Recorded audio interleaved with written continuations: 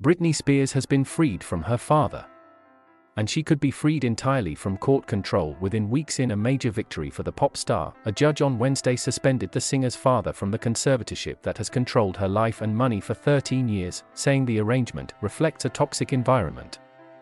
Los Angeles Superior Court Judge Brenda Penny agreed with a petition from Spears and her attorney that James Spears needs to give up his role as conservator.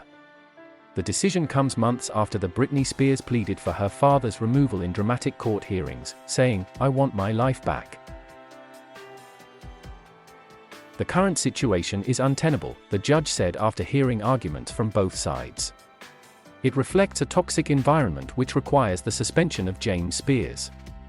And with no objections to ending the conservatorship, Penny is likely to terminate it at a November 12 hearing, restoring the singer's life and money choices to her after years of increasingly vocal calls to free Britney that she eventually joined. James Spears sought the conservatorship in 2008 and had been its primary controller and biggest champion. He reversed course in recent weeks, asking the judge to end the conservatorship immediately, arguing that would render his removal pointless. The singer and her attorney agreed that the conservatorship should end, but argued that James Spears' removal was an essential first step. Britney Spears was not present at the hearing and did not participate in any way. Her father connected remotely but did not speak during the proceedings. His attorney argued that there was no justification for his removal. "There is not a shred of evidence to support suspension," lawyer Vivian Thoreen told the judge. "His record is impeccable." Penny said her decision was unappealable, but Thoreen said she would explore options for appeal regardless. The singer's attorney, Matthew Rosengart, said after the hearing that Britney Spears has been faced with a decade-long nightmare. Kafkaesque nightmare orchestrated by her father and others.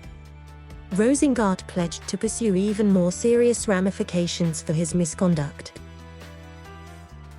The attorney said he planned to take a top-to-bottom look at the actions of James Spears and his representatives and suggested that law enforcement should investigate revelations in the New York Times about a listening device placed in his daughter's bedroom. Fans were elated by the ruling. "My heart's racing out of my chest," said Lauren Cisco of Hawaii, who flew to Los Angeles for the hearing and said she's been at the courthouse for every proceeding for the past year.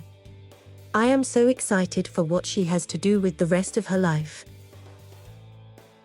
Hours before the hearing, a major street outside the courthouse was closed to vehicles, allowing about 100 Spears supporters to march and host a rally where they shouted, "Hey, hey, ho, ho, the conservatorship has got to go," and other pro-Britney chants.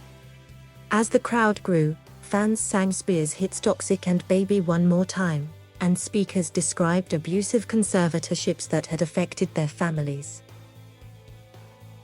Rosengart, a former federal prosecutor whom Britney Spears was allowed to hire in July, was one of the few lawyers present in the courtroom and delivered a long, dramatic broadside against James Spears that resembled a closing argument in a criminal case. He repeatedly used the word "toxic," alluding to Spears' 2003 hit, before the judge echoed it in her ruling. "He has been abusive, he has been cruel, he has been toxic," Rosengart said. The lawyer said Britney Spears sent him to court with instructions that he do all he could to have her father out, saying she would be extraordinarily distraught if he remained. He said terminating the conservatorship and entering into settlement talks as James Spears' attorneys proposed would mean her father would still be in power as it was drawn down.